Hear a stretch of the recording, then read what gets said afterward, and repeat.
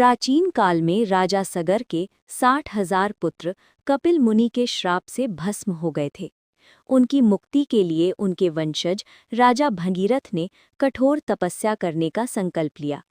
भगीरथ को ज्ञात था कि केवल मां गंगा का पवित्र जल ही उनके पूर्वजों को मोक्ष दिला सकता है। वर्षों तक कठिन तपस्या करने के बाद उन्होंने ब्रह्मा जी को प्रसन्न किया।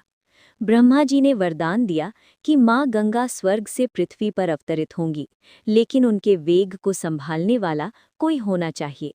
इसके बाद राजा भगीरथ ने भगवान शिव की कठोर तपस्या की।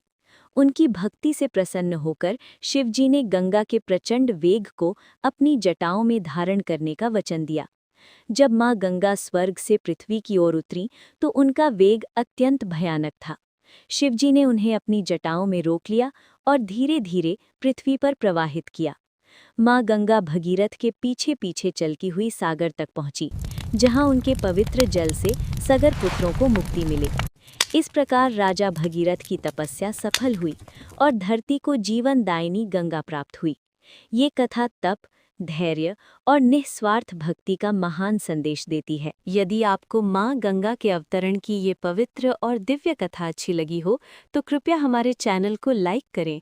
ऐसी ही और पौराणिक व धार्मिक कथाओं के लिए सब्सक्राइब करें और नीचे कमेंट में जय मां गंगा अवश्य लिखें।